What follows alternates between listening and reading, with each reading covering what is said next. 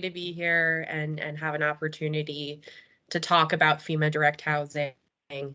I will apologize in advance that I am coming off of a cold, some allergies. So if I go into a coughing fit, I apologize. I've got my tea and my cough drops here, but we should be okay. So I think we'll get started here with the presentation. As Catherine said, I am the Disaster Housing Unit Chief at FEMA. I have been with FEMA for about 9 years, a little over 9 years, and I've been in this position for coming on 3 years now. So I've seen a couple different iterations of disaster housing at FEMA, and it is definitely an honor and a privilege to work direct housing. I feel very passionately about it, and especially in the current environment, we are looking for ways to consistently innovate, improve delivery of assistance, and make sure that we're being equitable. So if you want to go ahead and move to the next slide, I am going to provide kind of an overview of IHP and then move into some specifics about direct housing before taking questions. So kind of to set the stage here, under the Individuals and Households program, the provision of IHP, there are 2 categories of assistance, housing assistance and other needs assistance. For IHP, we are able to provide financial assistance and direct assistance to eligible individuals. Sorry, that is my cat feeder. It went off right at 12. Apologies. IHP assistance provides assistance for a period of 18 months following the date of a disaster declaration. Direct assistance may be extended, and we'll get into kind of more detail about that later on. It's important to note that IHP assistance is not a substitute for insurance and can't compensate for all losses caused by a disaster. It truly is meant to meet basic needs and supplement disaster recovery efforts. Disaster response definitely requires multiple different sources of funds and resources to help someone recover. Now, these 2 different forms of assistance under the IHP, I'll briefly touch on other needs assistance. This is outside of my program area, but it does play a role, so I just wanted to briefly touch on it.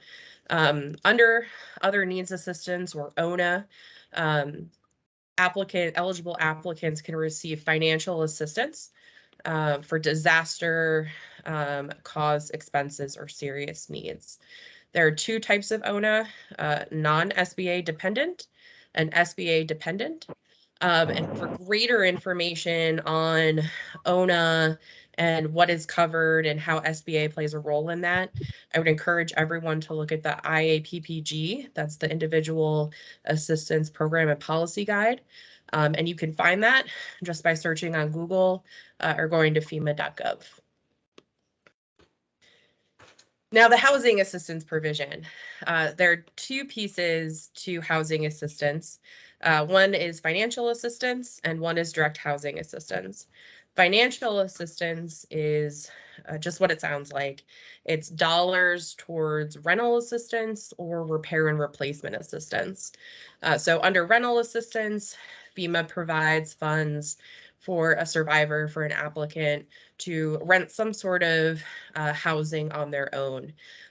Everyone that's eligible receives initial rental assistance, and then they have to certify for continued assistance. Generally, this is through a lease, something showing that they use the funds on an eligible expense. And then repair and replacement assistance. This is just what it sounds like, funds to repair or replace their owner-occupied private residence.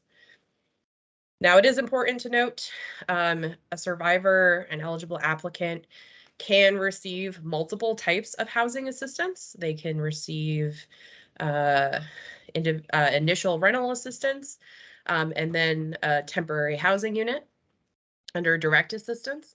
but they cannot receive multiple types of temporary housing, meaning you cannot be receiving continued rental assistance and also then a FEMA provided unit because it's assistance for the same purpose. So I know that was a very high level of the other kind of pieces of IHP. Again, I would encourage everyone to take a look at that IAPPG if you haven't already. But moving forward, we're going to focus really in on that direct housing assistance. So if we could move to the next slide. Oh. Okay, great. So the first part of this is eligibility, right? So to be eligible for IHP assistance, the applicants have to be a U.S. citizen, non-citizen national, or qualified alien. FEMA must be able to verify the applicant's identity. The applicant's disaster cause needs cannot fully be met through their insurance or other forms of disaster assistance received. They must still have an unmet need. And then the necessary expenses and serious needs must be directly caused by a declared disaster. In addition to those IHP eligibility conditions, there are also direct housing conditions. And those are around types and levels of damage, essentially. So following a FEMA inspection, if it is determined for owners that the damage to their primary residence has a real property FEMA verified loss of at least $12 per square foot, or an amount determined by FEMA.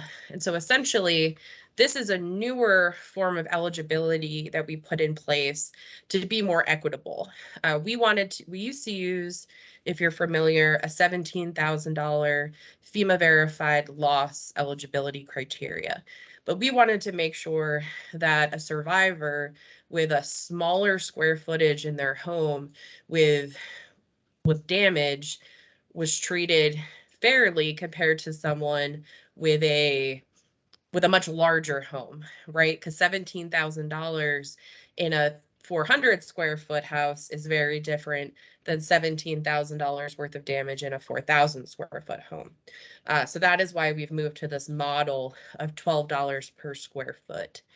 And I'll note also that it says or amount determined by FEMA, because in certain areas, especially insular areas, Oconus, we might need to modify that dollar amount based on the local conditions. So we do want to be able to be flexible in those circumstances. And then for renters, the eligibility criteria is a disaster damaged primary residence that was either destroyed or received major damage as a result of the disaster. And again, this goes back to that FEMA inspection that occurs. All right, so now we're going to talk a little bit about the forms of assistance for direct housing. There are two categories, direct temporary housing assistance and permanent housing construction. So following a major disaster declaration authorizing individual assistance, we start to take a look at the numbers as they're coming back from inspections. How many individuals are coming in, meeting that eligibility criteria, and what does the rental resources look like in that area? You know, is the local community able to absorb those numbers into the rental market? Because we have the opportunity to provide rental assistance to eligible occupants. So that's usually kind of our main top level strategy for temporary housing is, can survivors use rental assistance?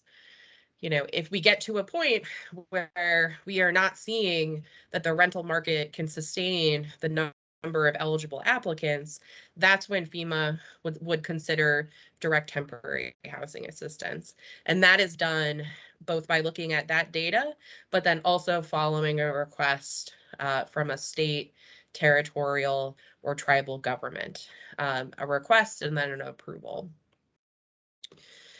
So once the request comes in, you know, we analyze the data from the disaster, And that's when we look at the different forms of assistance that we would approve or implement for the area. So under direct temporary housing assistance, we have multifamily lease and repair, transportable temporary housing units. These are the RVs, travel trailers, manufactured housing units, and direct lease. Under permanent housing construction, we have repair and new construction. And in the subsequent slides, I'm going to go into greater detail on each of these. All right, so multifamily lease and repair. In the grand scheme of things, multifamily lease and repair is a relatively new form of assistance from FEMA. We prioritize multifamily lease and repair, or MLR, whenever possible. This is a form of assistance that makes a lot of us excited, because not only are we helping support a temporary housing need caused by a disaster, but we're also permanently adding to that community's housing stock. So under MLR, FEMA will identify property owners through a request for information process, who have multifamily properties, that's 3 or more dwelling units, that are in some level of needing repairs.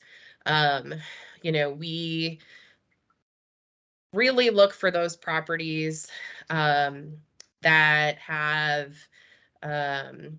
complete and independent living facilities, not a extended stay hotel, residential care facility, motels, college dorms. We're looking for properties that were previously used for providing housing that need some level of repairs.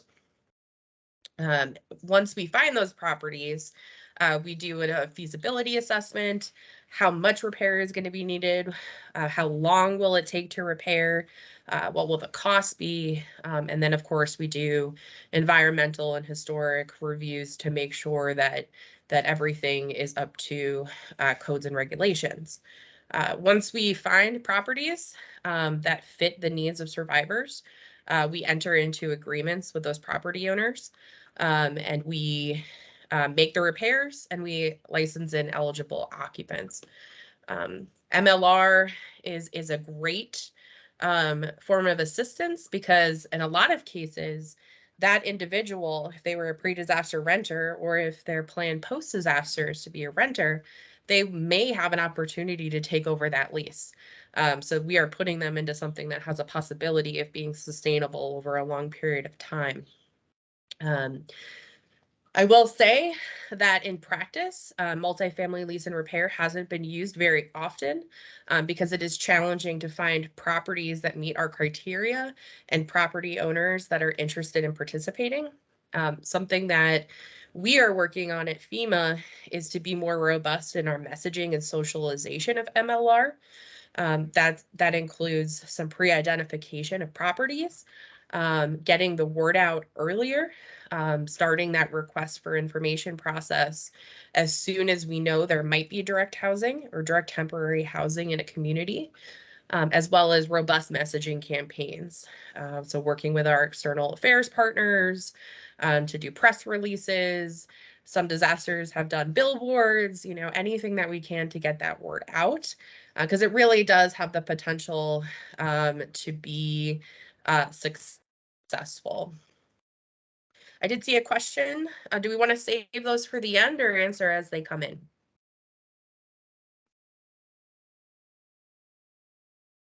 I'm fine either way. Go ahead, Nicole. Yeah. You want to go ahead and answer it? Please go ahead. Great. Sure. So for MLR, can gov entities apply for this? For instance, if they have halfway houses, or is this for individuals only?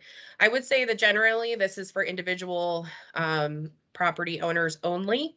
But what I always tell field operations is, if you have a resource that's out there and you have unmet needs, let's have a conversation about those properties, because there is a possibility that we could find a way to make it work, even if it isn't specifically multifamily lease and repair. Great. We had another question, Nicole. Do rooming houses qualify as an MLR? So I guess rooming houses or boarding houses. Great questions. It is a great question. Yeah. So I think as long as the property had an independent living, had an independent living space, meaning that it had private kitchens, was a self-encompassing unit, then the property would be available. If it's, a series of rooms with a shared kitchen and facilities, that would not be eligible. Another piece of it is that these properties have to have been used for providing this kind of housing before, which I think in a lot of cases would eliminate those properties. So we're really looking for those independent living facilities. Great. Thanks, Nicole. And this really is an exciting expansion of a program for FEMA. So if you'd like to share some of your promotional materials with us, we'll help get the word out. Yeah, absolutely. Yeah, absolutely. And then we had another question from Emily. Is there a defined length of time that each property is in agreement with FEMA for MLR? Great question. That is a great question. Yeah, so the property owner has to agree to provide that unit, that dwelling unit for FEMA's use during the length of the program, which is 18 months from the date of declaration. And then it also has the provision for extensions, which, can vary anywhere from 3 months to over a year. Great. Thanks, Nicole. And thank you so much for doing this, Nicole, with your cold. And I know you're not feeling well, so we really appreciate you being here, particularly when you're not feeling well. And Sandy had a question. What happens when families decide to recover separately, or roommates who decide to recover separately as far as funding housing assistance? And Sandy, just a little clarification. Is that people who were cohabitating together and then they've decided to habitate separately? Yes. Okay, thanks, Sandy. Nicole? Yeah, so I think that question is a little complicated because when we're talking about financial assistance, that's outside of my program area. But I do know that, if it was a renter situation and it was two separate households that happen to be renting together, they may still be eligible for direct housing assistance. But applying for temporary housing assistance might get applying for financial assistance might get a little more complicated. I do know that the financial assistance team has worked through this and has a process for this, but I would have to provide that to you afterwards. Great. And Nicole, we'd love it if you could follow up and provide us with an answer for that, and then we'll post it to the SRT page. So appreciate that. So no more questions in the chat. We'll go ahead with the presentation. Thanks. Great questions, audience. Thank you. Great. Okay. All right. So next topic are transportable temporary housing units. TTHUs include RVs and MHUs, that's recreational vehicles and manufactured housing units. Recreational vehicles is the term that FEMA uses to encompass all kind of vehicles that are used. I want to make sure I get it right. Vehicles designed as temporary living quarters. So that includes travel trailers. And then manufactured housing units are kind of the larger multi-bedroom mobile homes that you would see on the open market. Under TTHUs, FEMA is able to place these units to eligible applicants on private sites. So essentially, these are private sites are property owned by homeowners. So if their damaged dwelling has space or land where a unit could be placed, ideally we would put that MHU on their property because there's no cost to FEMA, reduces kind of transportation issues that a survivor might have if they have to go to an alternate site. And it also allows them to be closer to where the repair or construction is occurring on their damaged dwelling site. Commercial, these are commercial parks. These where FEMA would go in and lease pads from property owners or park owners, and put someone in there. I mean, usually we're looking for renters in a commercial park or owners who don't have property that they can use, or if our units are too large for their private site. And then the third placement type is a group site. This is kind of a last resort for FEMA. This is where we would find open land and essentially build a commercial park specifically for survivors from that event. So just to step back a little bit, recreational vehicles, as I said, vehicle designed as temporary living quarters for recreational, camping, travel, or seasonal use. FEMA maintains a small inventory of these, but we generally will purchase them on the open market, off the lot purchases following a disaster. And they are generally used for survivors or households who have, only a temporary housing need that's going to last less than 6 months, because they are smaller than MHUs. And also, this is more ideal for a smaller household. You can get multiple bedroom recreational vehicles, but they're still fairly small. And then they're also not ideal for individuals with access and functional needs. So we generally would prioritize MHUs for them. I know our folks are looking into how to make RVs more accessible, but that's something that they're just beginning to explore. On the flip side, conversely, the MHUs are definitely intended for some longer use. So if a household thinks that they're going to need more than 6 months to recover, to rebuild, develop a new permanent housing plan, an MHU would be a better solution for them. And then they're also prioritized over recreational vehicles in the special flood hazard area because they are safer, and they can be elevated and anchored, which means that they have a reduced flood risk. We are also able to install ramps, platform steps, and make other reasonable accommodations based on accessibility needs in these MHUs.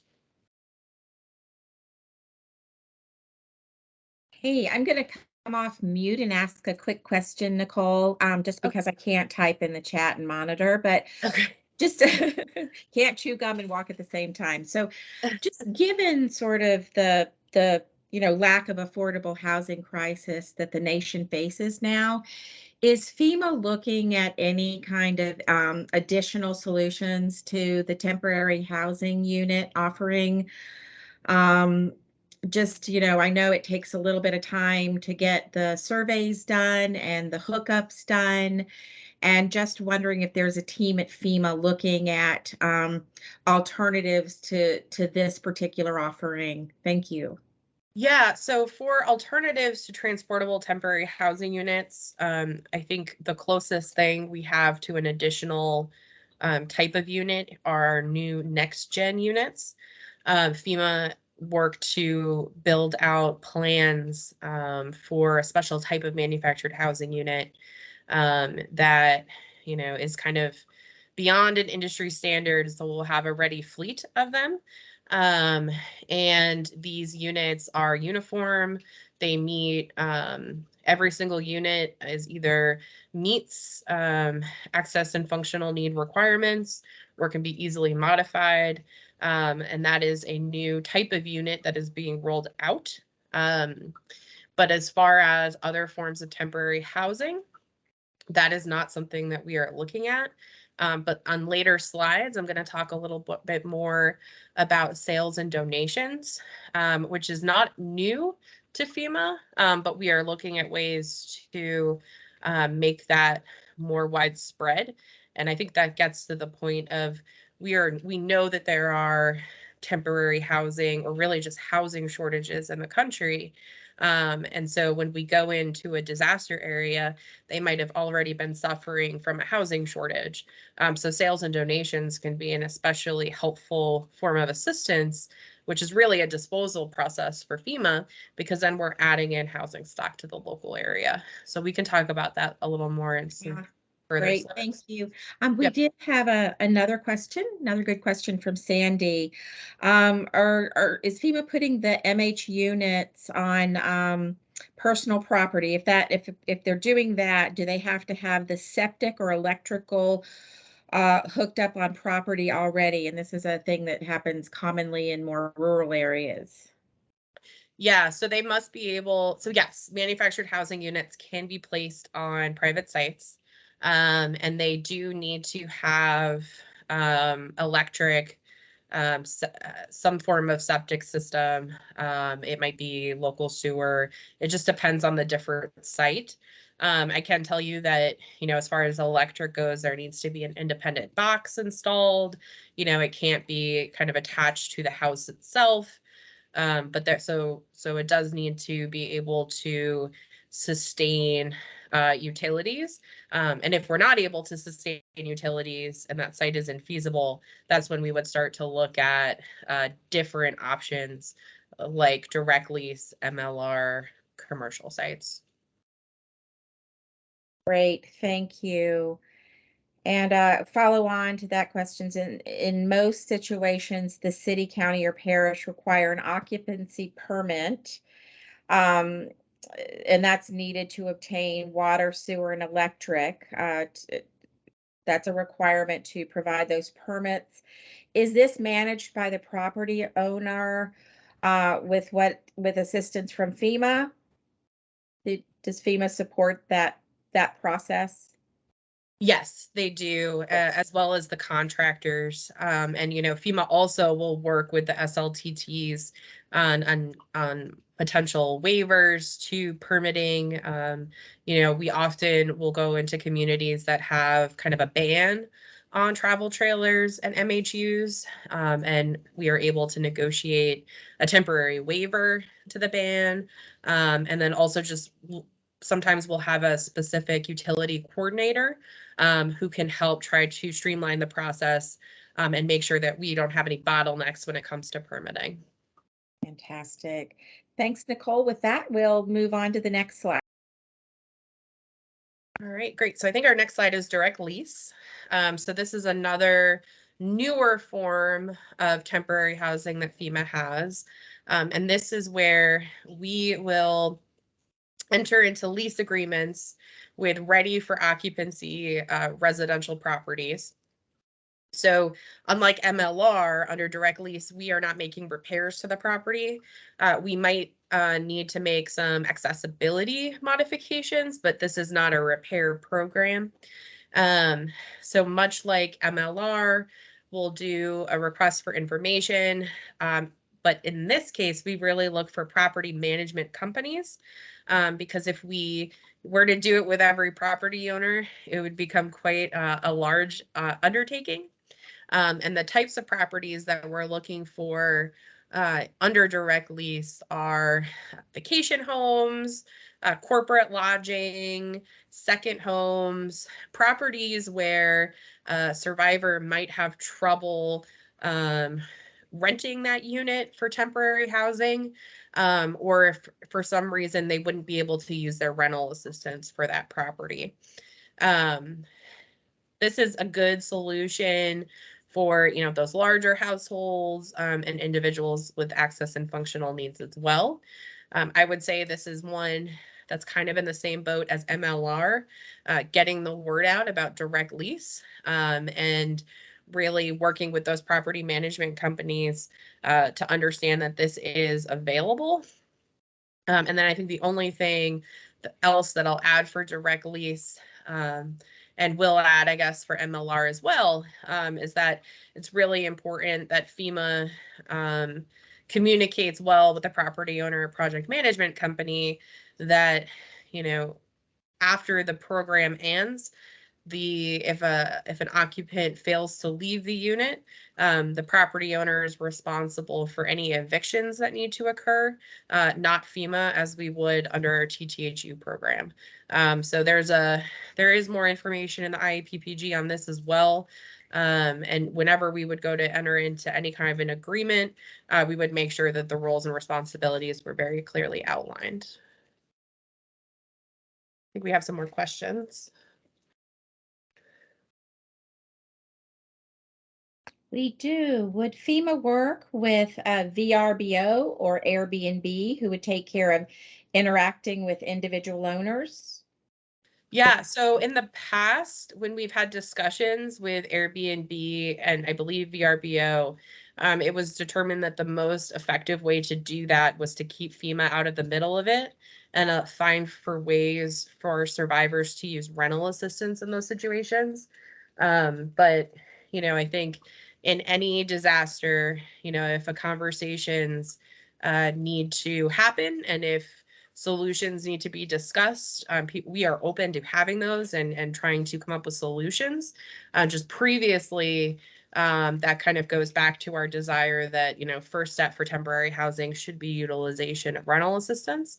And if they are able to do that with an Airbnb property, then that would be kind of the best way to go for everyone. Great, thank you. Thank you, Nicole. Another good question. Are the beneficiaries responsible for paying for the monthly lot rent / slab cost if the RVs or mobile home units are parked somewhere that have these associated costs, or does FEMA pay for these fees? Thanks, Emily. Yeah, so I'm going to take beneficiaries to mean disaster survivors or occupants. So if it's a TTHU, FEMA pays for the pad lease, any associated costs associated with that. The occupant is responsible for utilities, unless they're jointly metered and there's some reason why that can't be broken out. But temporary housing is essentially no cost to the survivor. So whether it be a TTHU in a commercial park or a direct lease unit, there's no cost to that survivor other than paying for their individual utilities. Great, thanks, Nicole. I will pause though, actually, because after, and we'll talk about this more in a moment, but I don't want to neglect to say it here. After the 18-month period of assistance, if the disaster is extended, FEMA does begin charging rent. So I'll just tee that up and I'll talk about it more at the end. Thanks, Nicole. Great. Is this your next slide? It is, yes. So those were our temporary housing forms of assistance. And then the second category is permanent housing construction. So under permanent housing construction, we have repair and new construction. These are generally provided in insular areas, OCONUS, and per kind of regulation, that there's very strict criteria and regulation for when we would turn on PHC, and that is locations where no alternative housing resources are available, and direct temporary housing assistance is unavailable, infeasible, or not cost effective. I think probably the easiest way to think about this is, if we have an event like Typhoon U2 in the CNMI, we're not going to ship MHUs out there. So providing temporary housing in that community for that event is not, it's unavailable, infeasible, and not cost effective. It kind of hits all of those, which is why we are undertaking our largest PHC mission ever out there, with several hundred PHC repair and new constructions underway. For these two different types of PHC, we have different criteria. So obviously PHC is for homeowners. you would be considered for PHC repair if you have a real property verified loss amount of over $12 per square foot, but not above a disaster specific cap. For repair, your property cannot be destroyed. The cost of repairs can exceed 50% of the pre-disaster primary residence market value. Doing those repairs has to be more cost effective than a total new build. And you have to be able to make the repairs within 90 days of the start of work. Under PHC repair, FEMA is contracting with individuals to make direct repairs. So under PHC, funds are not transferred to the property owner to make repairs themselves. This is something where if FEMA determines that you are eligible for repairs to your property, we make the repairs to your property. For new construction, this is when, the pre-disaster residence was totally destroyed and a new residence is needed. But it also might be if your home is repairable, but new construction is still going to be more cost effective. Or if structural elements of the property require architectural and engineering services in order for it to be habitable. So really it's if the property is destroyed or if the level of damage impacted the structural integrity of a property. So for PHC mission, FEMA sets property cost caps that are kind of based on how much we think it's going to cost to repair or rebuild properties. And we develop some pretty substantial planning requirements and business designs and specs for these properties. And we take into account cultural considerations through town halls, so we can hear from the community. For example, communities that utilize kind of outdoor communal kitchens, and just looking to make sure that whatever is being built is culturally sensitive and meets the needs of the community where we're doing the building. I think we have some more questions here. Yeah, thanks. I just a clarification on the PHCs. Would that be the repair and construction model for all sort of island areas, Puerto Rico, USVI, American Samoa, those areas? So I don't know if model is the right word, but Okay. yes, an area like that, an insular Oconus area, like Puerto Rico, like USVI, like the Mariana Islands, parts of Alaska, that's where we've done PHC in the Okay. past. Where, trying to do another form of a temporary housing assistance is challenging. After Maria, we actually did one MLR property in Puerto Rico. So we do generally try to turn MLR on as well, but we haven't seen nearly enough capacity to reduce the need for PHC. Great, thank you. So great questions coming in from folks. When doing construction, is it equal replacement? So if you had 1,000 square foot and the client asked for 1,500 square foot to be built, could FEMA accommodate that? Yeah, so we generally for PHC, we will make a set for new construction. We will create a series of plans or designs based on number of bedrooms. So a 1-bedroom design, a 2-bedroom design, a 3-bedroom design. And then we will base that, what that makeup looks like based on the applicant's pre-disaster damage dwelling. So if someone had 2 bedrooms, in their pre-disaster damage dwelling, they would be receiving the 2-bedroom design. Okay, so really bedroom is more the requirement as opposed to square footage. Okay, Yes. great, thanks. And Tessa asks, What happens when a client is affected year after year, as we see in Louisiana, and not yet back into their pre-disaster home, or their repairs are completed? Would the affected client need to apply after every declaration to get a continuation of assistance?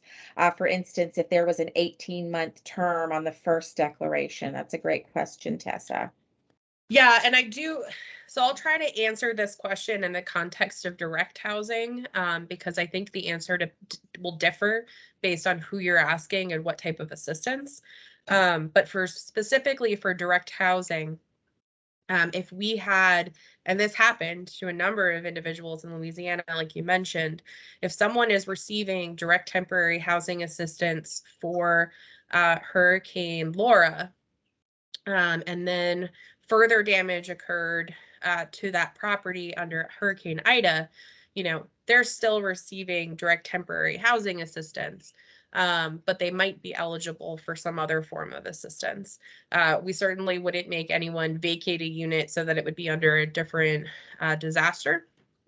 And I think it's also just a very unique situation. So it's going to depend, like how we respond to it is really going to depend on the scenario.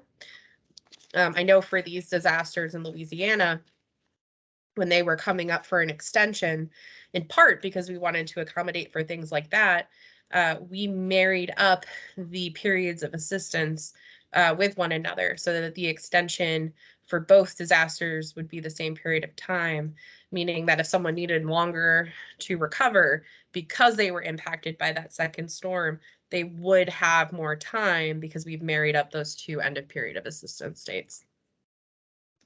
Thank you.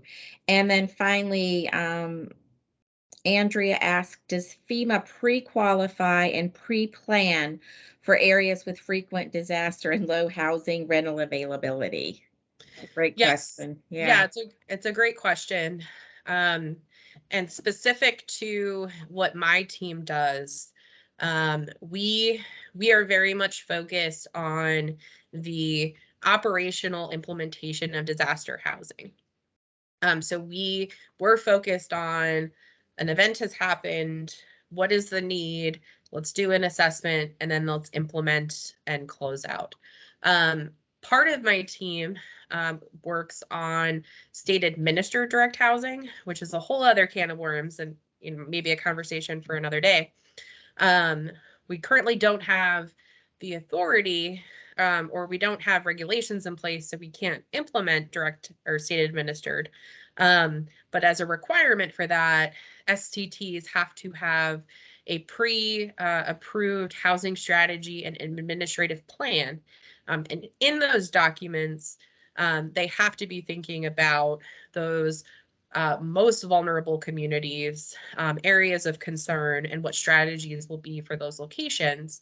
And while we are waiting for the ability to award a grant in the future, we've been continuing to partner with our regions to encourage states to continue working on those housing strategies because they are still very important, even if it is a federally run direct housing mission. Other than that, there are entire directorates at FEMA that look at preparedness and pre-planning. And I know that over the years, we've tried and have started putting a lot more of that focus on housing. I think for a lot of years, the attention was on response, but I'm definitely seeing trends of the focus shifting to recovery and more specifically housing.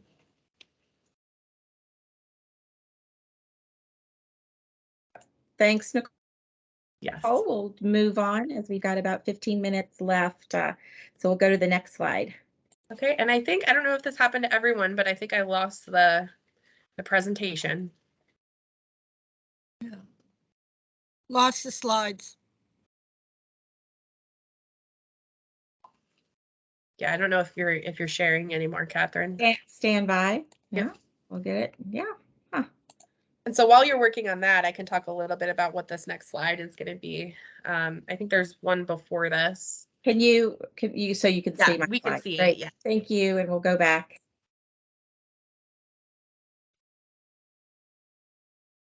Okay, and I'll try to speak to this one a little bit quicker than the others, but so essentially I did want to highlight the fact that we do try to prioritize forms of assistance. And, I've spoken a little bit about this as I've gone, but,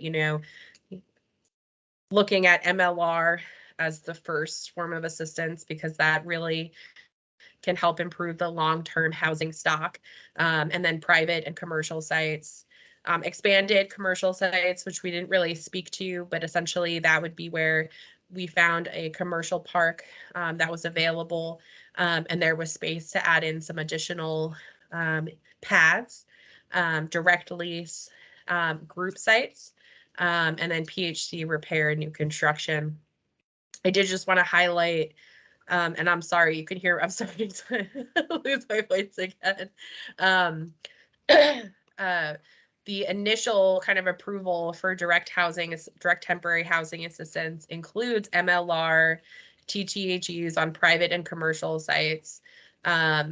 Additional approvals from internal to FEMA, so the SCT doesn't have to request it, are needed for direct leasing group sites, because we just want to have that extra kind of level of review and analysis done before approving. During COVID, though, we are including direct lease in that initial approval because of social distancing, just wanting to have another option where someone might not have to be around a lot of other people. So during this time, we've been including that in the initial approval. And then for PHC repair and new construction, these do require a separate request from the state, tribe, or territory, and a approval from FEMA, as well as a business case. The business case, which I think I briefly touched on, where it's something that FEMA kind of internally does in coordination with the STT, but this is the plan for how we will implement permanent housing construction. So contracting and procurement strategy, our project management plan, resource sourcing, and a comparative analysis of construction options. This is where we work on designs and really kind of outline timelines for how long we think that construction will take.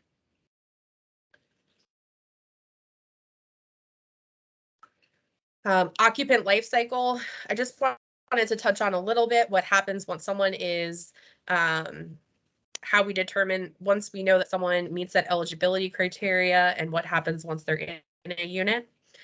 So after direct housing is approved, FEMA conducts outreach to applicants through a process called PPI, or pre-placement interviews.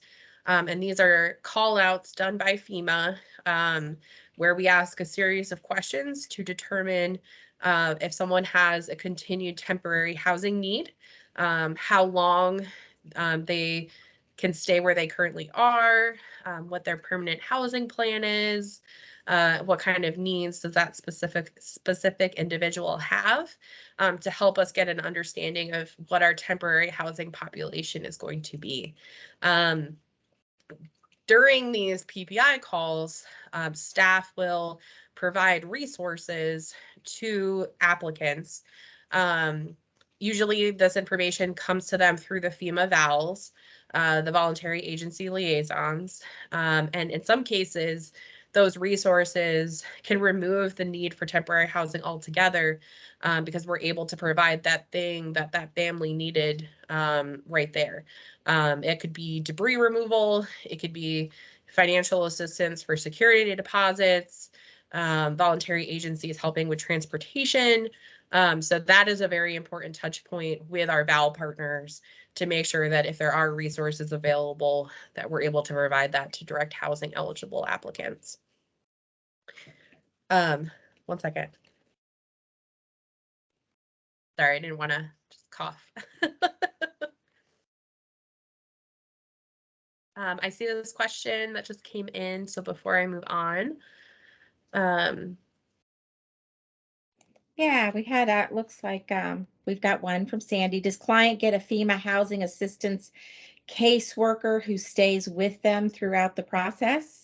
That's a great question. Yeah. So After the PPI process and someone is determined to be eligible for temporary housing assistance, we match them with the most appropriate form of temporary housing to meet their needs. And at the time of move-in, the applicant will meet with a FEMA representative that we call a Recertification Advisor. Now, during the process of that individual being in a temporary housing unit, that Recertification Advisor is going to be their guide through occupancy. So at the time of move-in, they are sharing the rules and regulations, terms and conditions for staying in the unit, you know, what they have to comply with while they're there. And then that monthly for owners, bi-weekly for renters meeting is an opportunity for FEMA just to ensure that the occupant is making progress, but also an opportunity for FEMA to provide resources to that survivor and also uncover any unmet needs that are occurring. When FEMA identifies unmet needs, we often have reoccurring roundtable meetings.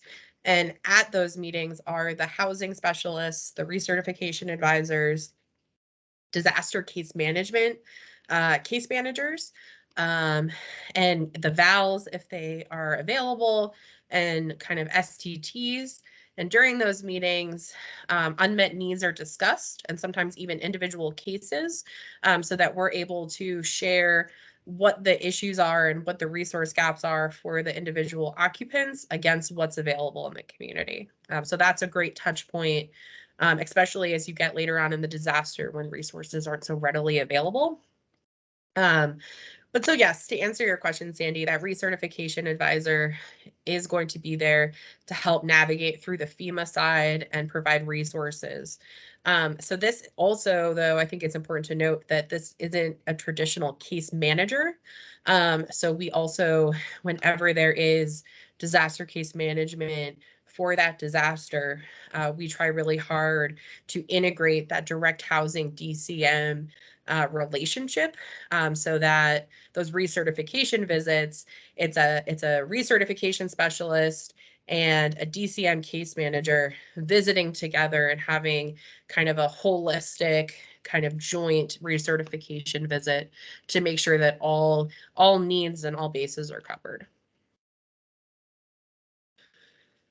All right. So our next one here is sales to occupants. And I mentioned that I was going to talk about this again. And I'm sorry that I might be going over here a little bit. You know, there's just so much to talk about for direct housing. No worries, no worries. We're recording this, so it'll be posted so folks that need to depart can review it, the recorded version. So go ahead. Okay, we're almost at the end anyway. So FEMA sales to occupants, I think, is another great form of assistance. It's actually FEMA in our regulations considers it as a form of disposal. And it's where FEMA sells TTHUs to eligible occupants. It does need to be requested, but it can be approved by the RA, the regional administrator. And under this form of disposal, you know, we're generally going to approve this when we don't think rental resources are going to come back online. Applicants have significant repair or construction that still needs to occur. And, you know, making sure that it's not going to adversely affect the local housing and manufactured housing markets, which increasingly is not an issue just because of the housing shortage issues that we know that we see in this country. There are some more criteria for it. Again, I'll point everyone back to the IAPPG if you're curious about specific criteria. For sales to occupants, eligibility for the occupants, really they must be currently eligible for direct temporary housing assistance. That's the big one. They can't have had their assistance terminated. They have to express an interest and have financial ability to purchase the unit. We base this price off of an adjusted fair market value, where we take the acquisition price minus a depreciation, how long it's been used, how long it's been occupied, and offer that for sale. They can petition that sales price if they are unable to afford it. We will look at financial ability to do that, assets and income, but we will not reduce the price to less than 25% of the AFMV, that adjusted fair market value. If you go to the next slide, it ties right into donations, because if an occupant is interested in sales, they couldn't afford the initial price, they couldn't afford the petition price, they become eligible for donations. And under donations, FEMA will donate the unit, the occupied unit, to a recipient to essentially kind of take over the management of that kind of temporary housing assistance for a period of time. So it has to be an occupied TTHU. It has to be occupied by the same individual that's in it at the time of the donation. And excuse me, it needs to be something that the recipient entity is willing to do throughout the donation, throughout the period of assistance. So that 18-month period of assistance, or a minimum of 1 year, whichever is longer. But the great news is after the donation, then that entity is able to kind of do with the unit what they want, even if that is kind of giving it to the survivor. We start by seeing if a state or local government is interested in being the recipient entity. But if there isn't interest, we expand to voluntary agencies, non-governmental offices, for them to see if they're interested. There is more information, of course, on this in the IAPPG. And there are some criteria that are required for them to meet, kind of they have to acknowledge that they're accepting any potential expenses. If the units need to be relocated, they have to comply with the non-discrimination provisions of the Stafford Act. There's certain insurance that they have to cover on the unit. But essentially, they are able to kind of continue providing that temporary housing assistance to that survivor. And then after a year or the end of the period of assistance, they're able to use that for some other individual or some other purpose, which, is also just extremely beneficial to the community. I know that was a very high level here. I think there was a question. I'm just gonna, is it related to donations? Yeah, two questions. If a client that was already receiving FEMA assistance must move out of the area for their job, will the temporary housing assistance follow them to their new location? So we know a lot of people experience transfers in their job. So does the FEMA assistance follow? So for direct temporary housing assistance, no, it would not follow, because we have to give direct temporary housing assistance in the IA declared county, parish, or municipality. Mm-hmm. And then I'm just looking at this next one here. Yeah, Cynthia, do you want to read that question? Well, I guess I can say that when it comes to evictions, after COVID, we temporarily put a moratorium on evictions. And then we did kind of reinstitute that because it was determined that because of the FEMA occupant relationship, it's not a landlord-tenant relationship. So we have resumed our kind of regular operations. And we don't necessarily evict individuals. We terminate assistance based on major violations, general violations, and end of the period of assistance. So it's the reasons why we would terminate are generally things that fall outside of kind of a normal tenant-client relationship. Okay. And got it. And then the time frames that survivors can anticipate housing if available and they qualify. yeah. So I think it's really going to depend on the form of assistance that's implemented in that community. If it is MLR or direct lease, it's possible, or if it's MLR, it's possible that it could take 6 months because we still have to conduct repairs. If it's travel trailers or MHUs on private, commercial, or group sites, it might take 2 months or less because we're able to do that much quicker. It really just involves finding a property and doing site inspections and all kind of required permitting and installation, so that could be done much quicker. Permanent housing construction, you could see that it could take up to a year, depending on how long it takes to do the repairs, do the construction. But of course, that's permanent housing, not temporary housing. So temporary housing timeframes really depend on what forms of assistance are being implemented and the size and scope of the mission and available resources. FEMA is doing analysis on those timelines to really understand metrics and performance baselines a little bit better. So we understand what's happened more recently, but we're looking to paint a kind of more holistic picture. Great. Thanks so much, Nicole. Yeah, and so these last 2 slides are really about kind of closeout and extensions. So just to kind of quickly about it, when we go into a mission, we start thinking about closeout on day 1 because FEMA direct housing, especially temporary housing, is intended to be temporary. It is a stopgap between sheltering and long-term housing. So we need to be thinking about how we are going to support and provide opportunities for that survivor to achieve their permanent housing plan. So I've talked a little bit about this throughout.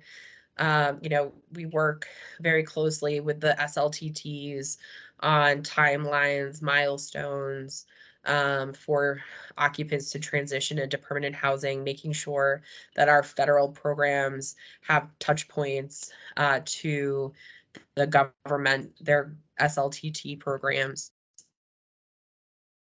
and the Recert advisors, VALs, DCM, SLTTs, and the importance of having those regular communications, those unmet need roundtables, so that we're matching up survivor unmet needs with available resources. And then the extension piece, we often see this, the period of assistance is 18 months from the date of declaration, but oftentimes, there's still a substantial need for temporary housing. So in response to a request from the state, tribal, territorial government, FEMA can extend the period of assistance. And much like when we turn direct temporary housing assistance on, we're looking at how many individuals are in temporary housing right now. What does the local housing stock look like? What are the barriers that are occurring? Do we think that there's going to be a change in that anytime soon? Has there been another event that's happened in that period of time that slowed progress? And kind of taking that holistic view of what's going on. And if you just quickly jump to the next slide, this is where I just wanted to pull up the rent collection piece and make sure I touched on this. So there is no cost to a survivor, to an occupant during those 18 months of assistance, but following that extension period, we do begin to start charging rent. And we base this off of the fair market rent in the area for the number of bedrooms in the TTHU. And we give prior notice to occupants 30 days prior to the end of the period of assistance, letting them know that the program has been extended, and if they choose to stay in the unit, that they will be charged rent. That letter outlines a process for petitioning or appealing that rent amount. Because if they cannot afford to pay it, they can provide some additional information and we will reduce that amount to no lower than $50. But I did want to just highlight in some recent disasters, we've kind of taken that a step forward and we've streamlined the adjusted rent process even more to be more equitable and responsive to survivor needs. So through that, we're doing proactive outreach to occupants. So rather than waiting for survivors to appeal or come to us, we're going to them to find out about their situation and their needs. And if they are coming in with documentation that their post-disaster income meets or is below the HUD very low income limit for that area, we are automatically qualifying them for fully reduced rent to $50.